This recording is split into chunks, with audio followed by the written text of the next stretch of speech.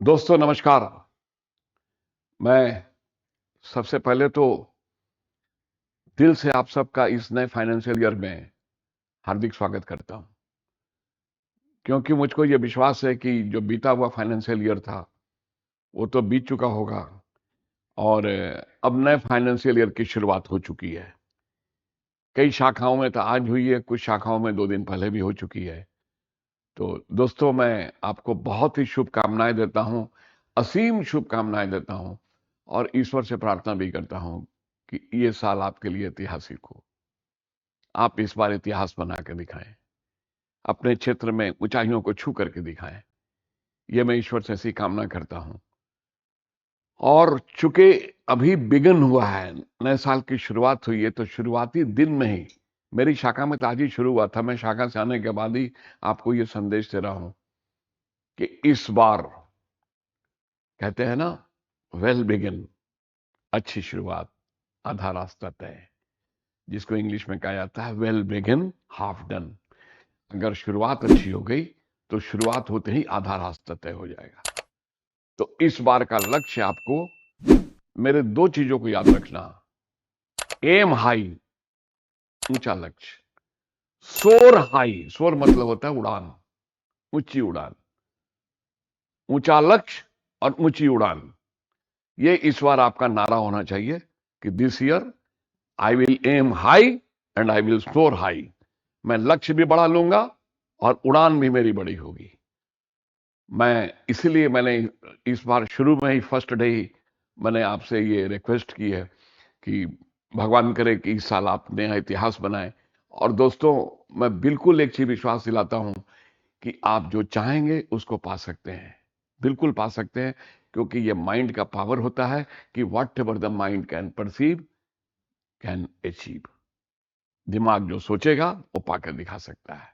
ये साइंटिफिकली तय है और सत्य है कि आप जो सोचेंगे आपको मिलेगा। दूसरी बात और, लो एम इज ए क्राइम, ये कई बार सुना कि छोटा लक्ष्य अपराध है।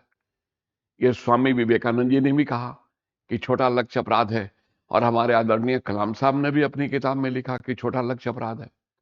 क्यों लिखा?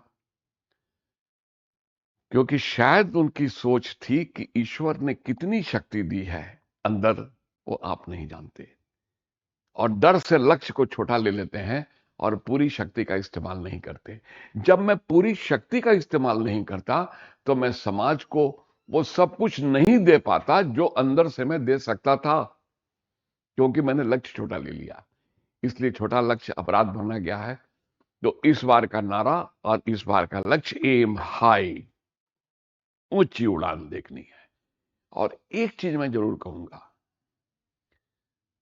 बड़े लक्ष्य, ऊंचे लक्ष्य कैसे पाए जाते हैं? लक्ष्य लेने के लिए तो मैंने मोटिवेट कर दिया, नो डाउट, लेकिन उसकी कुछ टेक्निक भी तो होनी चाहिए ना।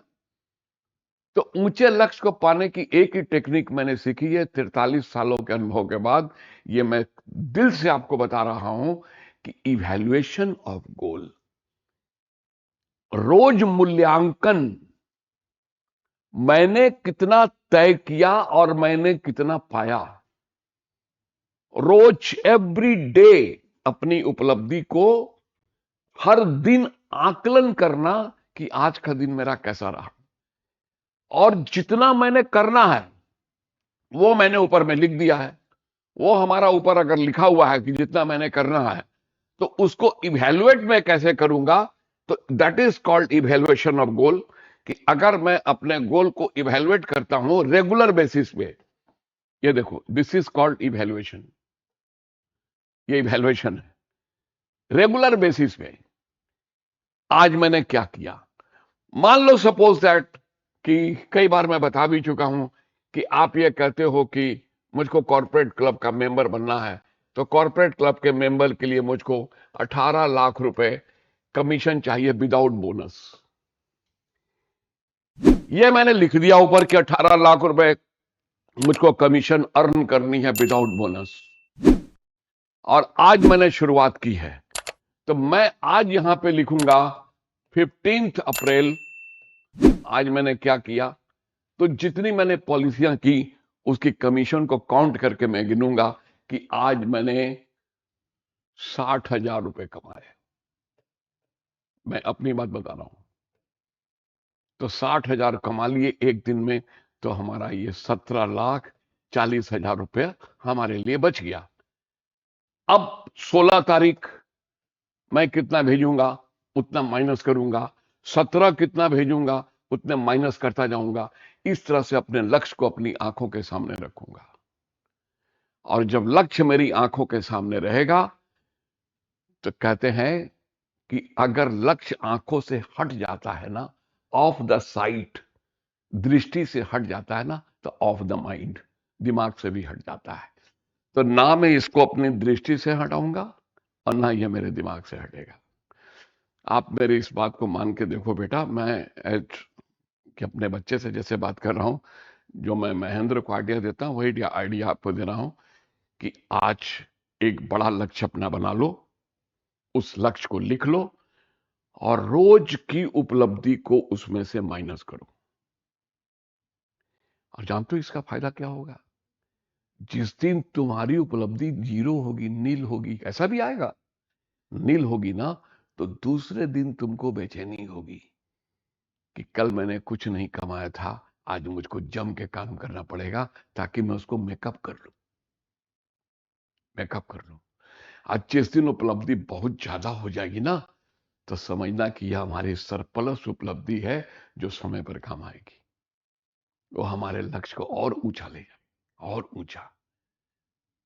फिर उस हिसाब से अगर तुम्हारी उपलब्धि भगवान की कृपा से बहुत अच्छी होती है, तो तुम उस तुलना में अपने लक्ष्य को बढ़ाते हुए चले जाना, उसी रेशियो में लक्ष्य को और ऊपर ले जाना। ये जो 18 सोचा है, इसको तुम 20 सोच सकते हो, इसको तुम 22 सोच सकते हो।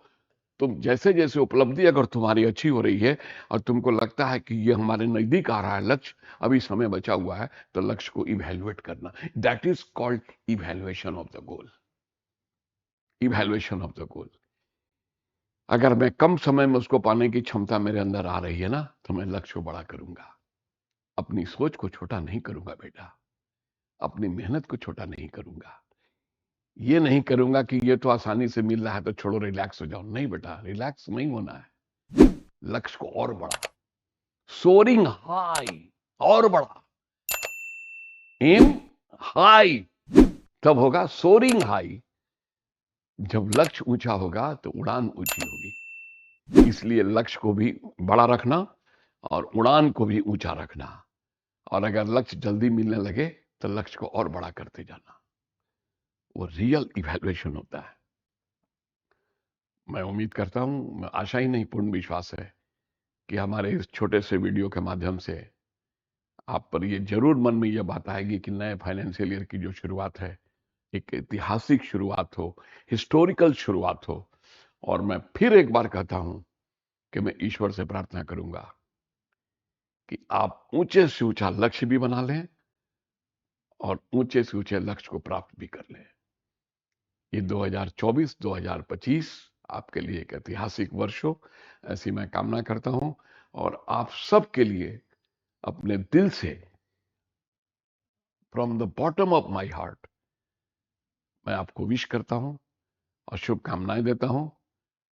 और उम्र में बड़ा हूं तो आप कह सकते हैं कि मैं आशीर्वाद भी देता हूं कि आप इस साल एक ऐतिहासिक बिजनेस करके दिखाएं। जो हमारे कोर्स में जुड़े हैं वो भी, और जो ऐसे भी हमारे दोस्त हैं वो भी, सबके लिए मैं ईश्वर से प्रार्थना करता हूं। Thank you very much.